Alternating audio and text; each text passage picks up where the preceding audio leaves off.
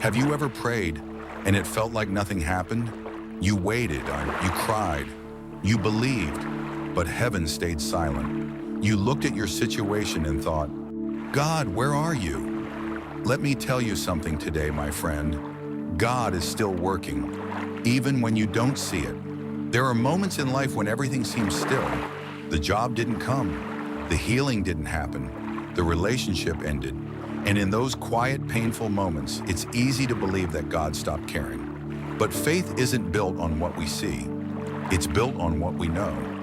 And what we know is this: God never stops working. Even when you're waiting, He's preparing. Even when you're hurting, He's healing something deeper than what's visible.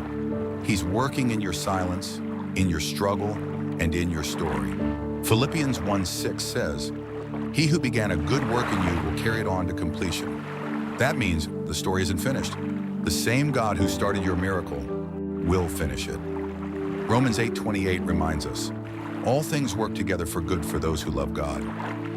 Not some things, not just good days, all things.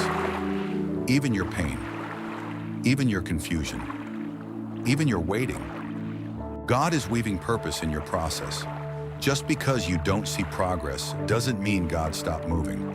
Sometimes, God hides His work, not to punish you, but to prepare you. When Joseph was in prison, God was working. When Moses was in the desert, God was working. When Jesus was in the tomb, God was still working. Your silence is not God's absence. Your waiting is not wasted. He's writing something beautiful that only time will reveal. So don't give up in the middle of your story. If you're walking through darkness, keep walking, because the light is coming.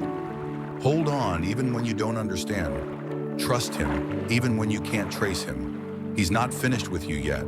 Today I want you to take a deep breath and trust again. Trust that the same God who was faithful before will be faithful again. Even if you can't see it, He's working behind the scenes.